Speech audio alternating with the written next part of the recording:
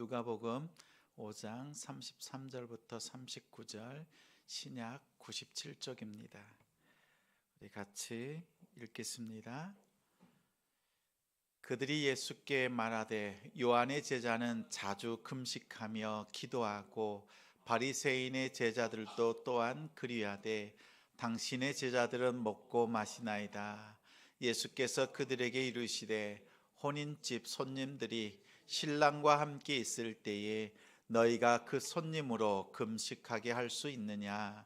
그러나 그날에 이르러 그들이 신랑을 빼앗기리니 그날에는 금식할 것이니라. 또 비유하여 이르시되 새 옷에서 한 조각을 찢어 낡은 옷에 붙이는 자가 없나니 만일 그렇게 하면 새 옷을 찢을 뿐이요 또 새 옷에서 찢은 조각이 낡은 것에 어울리지 아니하리라. 새 포도주를 낡은 가죽 부대에 넣는 자가 없나니 만일 그렇게 하면 새 포도주가 부대를 터뜨려 포도주가 쏟아지고 부대도 못 쓰게 되리라. 새 포도주는 새 부대에 넣어야 할 것이니라. 묵은 포도주를 마시고 새 것을 원하는 자가 없나니 이는 묵은 것이 좋다 함이니라. 아멘. 경건의 모양과 능력을 분별하라. 경건의 모양과 능력을 분별하라 라는 제목으로 말씀 전하겠습니다. 한 주간 믿음으로 살아낸 우리 성도들, 우리 가정을 주님의 이름으로 축복합니다. 우리 인사 나누겠습니다. 수고하셨습니다. 믿음으로 승리하셨습니다. 우리의 삶에 있어서 중요한 것이 무엇이 있을까 생각해 보면 경건입니다. 경건. 디모데 후서 3장 5절에 보면 바울은 믿음으로 낳은 아들 디모데에게 이렇게 권합니다. 경건의 모양은 있으나 경건의 능력을 부인하는 자들, 그들로부터 돌이키라라고 합니다. 경건의 모양, 경건의 능력, 이것을 가지고 당부하고 있습니다. 경건이란 무엇일까요? 경건은 우리 크리스찬들의 믿음의 시작입니다. 또한 과정이고 마침표, 종착점입니다. 다시 말하면 경건이라고 하는 것은 시작이고 모든 것을 통틀어서 말하는 것이라고 할 수 있습니다. 이 경건이라고 하는 단어를 가만히 살펴보면 하나님을 믿는 믿음, 그 믿음 옆에 자주 경건이라고 하는 단어를 사용하고 있습니다. 디모데전서 6장 3절이나 디도서 1장 1절에 보면 이런 표현이 있어요. 믿음과 경건, 또 경건과 믿음, 이러한 표현을 씁니다. 가만히 보면 경건은 우리 안에 있는 믿음이 밖으로, 내 안에 있는 믿음이 밖으로 눈에 보이는 행위로 드러나는 것을 말합니다. 믿음은 눈에 보이지 않잖아요. 근데 이 믿음이 내 삶 속에 나타나는, 눈에 보이게 드러나는 것이 경건입니다. 오늘 말씀해 보니까 경건의 모양이라고 했죠.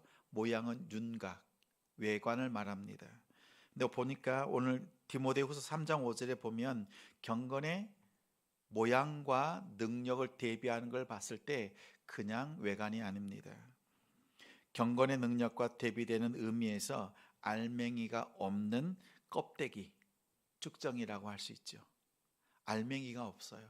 그런데 겉모양만 그럴싸한 것, 쭉정이인 것, 그것을 말합니다. 쭉정이는 그 안에 뭐가 없어요? 알맹이, 생명력이 없습니다. 그래서 신앙생활 할 때 경건의 모양이 있다, 모양만 있다라고 하는 것은 생명력이 없는 신앙생활을 의미할 때 얘기할 수 있습니다. 말세가 되면 생명력이 없는 가짜 경건이 판을 칩니다. 신앙생활이 종교생활로 변질되어집니다. 그럴싸한데 그 안에는 생명을 누리는 것이 없어요.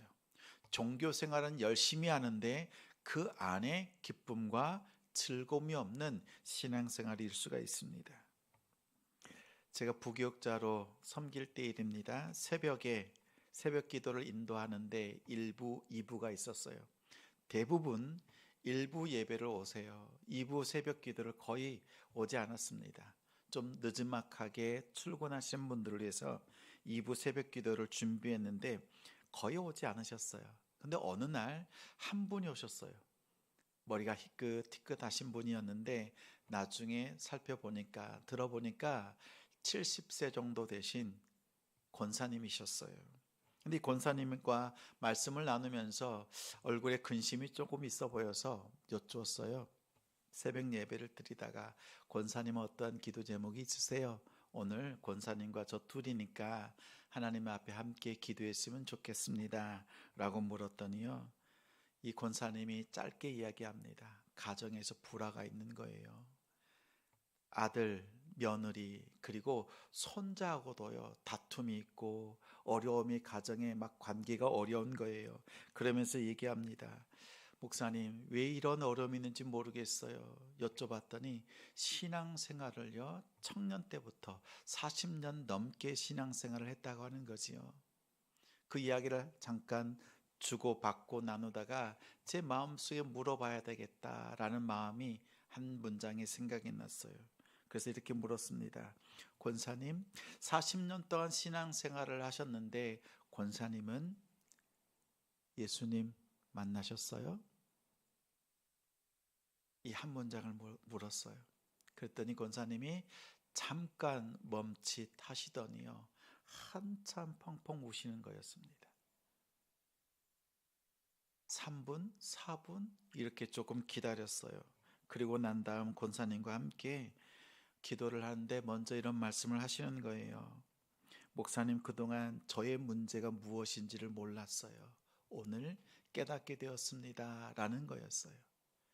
짧은 시간이었지만 10분 정도의 예배 시간이었지만 권사님이 깨달은 바가 있었고, 그 깨달은 것은 다름 아니라 그동안 예수 그리스도를 잘 알고 또 잘 안다고 생각했지만 정작 자신의 생활 속에서 예수님을 만나고 살아가는 그 삶이 너무나 옅었던 것입니다. 우리의 삶 속에 예수님을 만나고 또 예수님의 말씀을 잘 아는 것 같지만 정말 그 말씀으로 사는 삶이 있느냐 없느냐는 큰 차이를 보입니다. 경건의 능력은요, 오늘 본문에 보니까 다이나마이트의 원어예요. 듀나미스라고 하는 거예요. 이 경건의 능력을 가지고 있으면 폭발력이 있어요.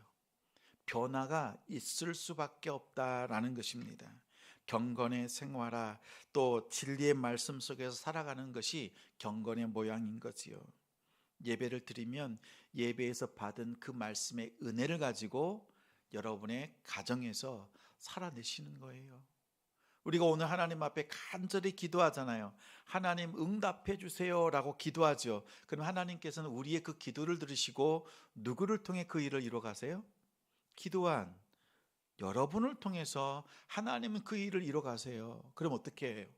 기도했으면 기도한 대로 순종하고 살아내면 그 기도의 응답이 나를 통해서, 우리의 삶을 통해서 나타납니다. 그래서 우리 안에 말씀이, 그 생명력이 폭발력 있게 나타나게 되는 것입니다.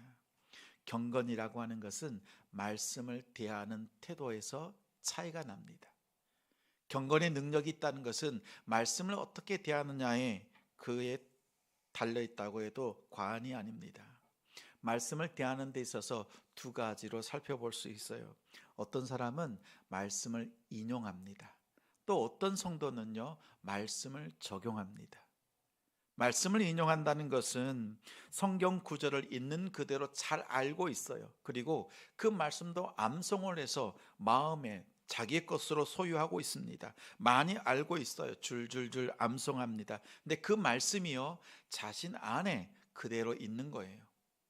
아무런 영향력 없이 그냥 품고만 있는 거예요. 그래서 말씀을 인용하는 거죠. 구약에 이런 말씀이 있다, 신약에 이런 말씀이 있다라고 말하는 정도입니다. 근데 적용이라고 하는 것은 말씀에 부딪혀지고 말씀을 깊이 묵상하면서 그 말씀으로 살아내는 삶인 거지요. 그래서 말씀이 자신의 삶 속에서 뿌리를 내리고 그 말씀을 통해서 우리가 열매를 맺는다라고 할 수 있습니다. 요한복음 3장에 보면 니고데모가 나옵니다. 니고데모가 고민했어요. 그애는 나이 많은 율법 학자였습니다. 교사였습니다. 근데 그는 고민합니다. 자신의 신앙의 경력이 아주 오래되었어도 삶의 변화가 없어요. 근데 예수님, 30살 되어진 그 예수님, 젊은 랍비였던 청년 예수가 전한 복음의 메시지를 들은 사람들은 그 말씀의 그 폭발적인 그 능력에 의해서 사람들이 바뀌기 시작하거든요. 그 현장과 그 소식을 들은 니고데모가 예수님을 찾아옵니다. 언제요? 한밤중에. 다른 사람들이 보지 않는 그때에 예수님께 조용히 찾아와서 묻습니다. 그리고 예수님께로부터 가르침을 받습니다. 거듭남에 대해서. 하늘로부터 거듭남은 그 거듭남에 대해서 배웠습니다. 이 니고데모가요, 예수님께서 죽으시고 장례가 집행되는 동안에 요한복음 19장에 예수님의 장례에 참여하는 그러한 니고데모가 되었습니다. 아무리 오랜 신앙생활을 해도 말씀에 부딪힘이 없으면, 말씀을 깊이 깨달아가는 것이 없으면 그 경건의 능력은 얕을 수밖에 없습니다. 그래 뭐에 마음을 쓰게 돼요? 경건의 모양에 마음을 쓰게 되는 거지요. 우리 성도들에게 한번 묻습니다. 여러분, 올 한 해 동안에 말씀을 듣고 또 들었잖아요. 말씀을 읽고 또 기도했잖아요. 여러분의 마음판에 새겨진 말씀은 무엇입니까? 올 한 해 동안에 나의 삶 속에서 기억나는 말씀, 이 말씀 붙잡고 눈물 흘리고 이 말씀을 실천하고 이 말씀 속에서 내가 결단하고 하나님의 기뻐하심을, 또 하나님을 기뻐했던 그 말씀이 무엇이냐고 물으면 여러분 무엇이라고 대답하시겠어요? 여러분 안에 그렇게 깨달아지고 또 살아낸 말씀이 있는가 돌아보시기 바랍니다. 경건의 목적은요, 경건의 모양을 만들어내는 데 있지 않습니다. 경건을 통해서 생명의 말씀 되시는 예수 그리스도를 만나는 거예요. 우리의 경건의 모양이 아니라 경건의 능력 속에서 그 기쁨으로 살아내는 우리 성도들이 되시길 바랍니다. 오늘 말씀 33절 말씀 같이 읽겠습니다. 그들이 예수께 말하되 요한의 제자는 자주 금식하며 기도하고 바리새인의 제자들도 또한 그리하되 당신의 제자들은 먹고 마시나이다. 33절에 그들이라고 합니다. 여기서 말하는 그들은요, 30절에 보니까 바리새인과 그들의 서기관이라고 합니다. 서기관은 하나님의 말씀, 율법에 대해서 아주 해박한 자들이었습니다. 그리고 율법을 소유한 자들이었고 그 말씀에 대해서는 구약의 말씀들, 예언의 말씀들, 모세의 율법에 대해서는 척척척 언제든지 암송하고 펼쳐낼 수 있는 자들이었습니다. 율법에 대해서는 누구보다도 잘 아는 자들이었습니다. 바리새인들은 그 율법을 가지고 율법의 기준이 되는 삶을 살려고 부단히 애썼던 자들이었습니다.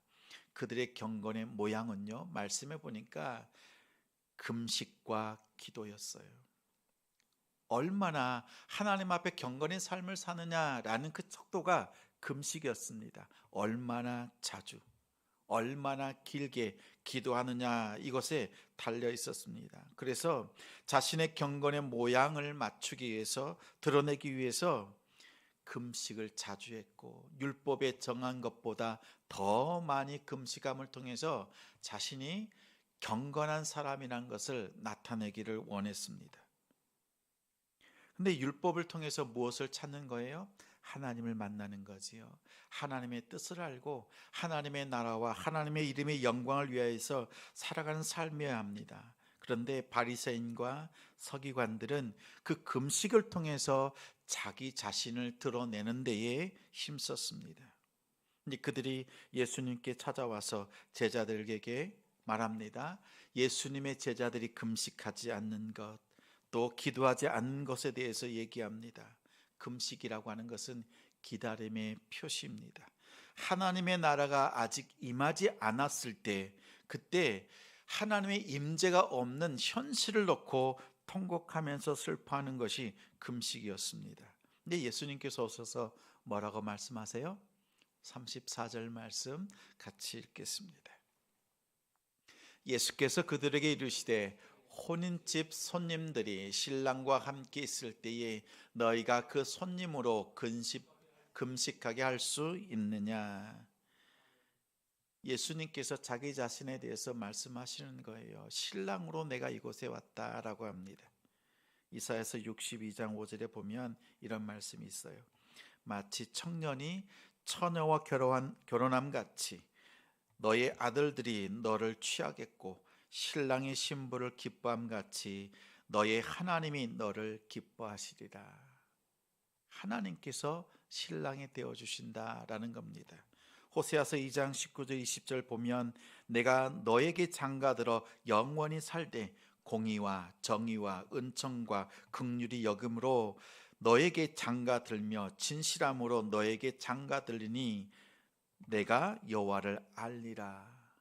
하나님께서 이스라엘 백성들을 찾아오셔서 신랑 되어주신다라는 겁니다.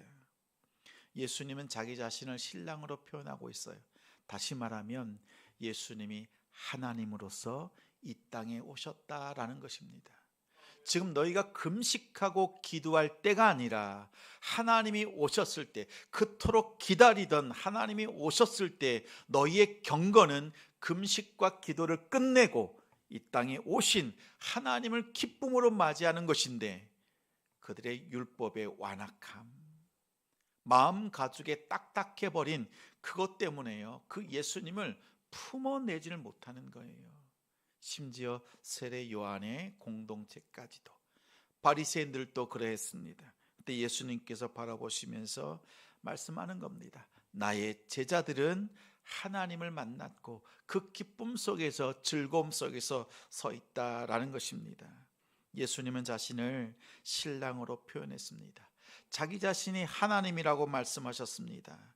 이 말에 종교 지도자들이었던 바리새인과 서기관들은요, 분노했어요. 신랑으로 말씀하시는 예수님의 그 말씀 앞에요, 신성모독이라고 생각을 했습니다. 예수님께서 비유로 말씀하시죠. 새 옷이 있으면 어떻게 하면 돼요? 새 옷을 구입했으면 새 옷을 그냥 입으면 돼요. 근데 새 옷을 가지고 헌 옷을 수선하는 사람은 어리석은 거지요. 지금 예수님께서는 새 옷처럼 이 땅에 오신 새 시대를 여는 분입니다. 또한 낡은 가죽 부대, 과거에 있었던 그 모세의 율법을 붙잡고 그것을 붙잡고 살아가고 있는 사람들을 향해서 낡은 가죽 부대, 새 포도주를 담지 못하는 그들의 마음과 태도를 바라보시면서 한탄하셨습니다. 그리고 오늘 마지막 절에 보니까 어떻게 말씀하세요? 여전히 너희의 마음속에 오래된 포도주, 옛것을 여전히 좋다고 말하고 있다라는 거예요. 여전히 바꿀 생각이 없는 바리새인과 서기관들을 향한 예수님의 안타까운 말씀이었습니다. 오늘 우리는 어느 자리에 있어요? 바리새인과 서기관의 자리에 있는지, 아니면 신랑 되신 예수 그리스도를 만나는 그 기쁨 속에서 경건의 삶을 누리는 복된 제자의 삶인지를 돌아보는 우리 성도들 되시기 바랍니다. 오늘 말씀 속에서 여러분 기도하면서 돌아보길 원합니다. 여러분 한 해 동안에 여러분의 마음판에, 여러분의 삶에 남아있는 새겨진 말씀이 무엇인가 가만히 돌아보십시오. 그 말씀이 여러분의 삶 속에 있다면 우리는 알곡이요 쭉정이가 아닙니다. 여러분 안에 그 생명력 있는 말씀을 통해서 예수 만난 기쁨 속에서 살아가는 우리 성도들 되기를 소망합니다. 그리고 생명 되시는 그 예수 그리스도를 우리가 기다리면서 이 대림절을 보내고 성탄 주일 또 성탄절을 맞이하는 우리 성도들 가정이 되시기를 주님의 이름으로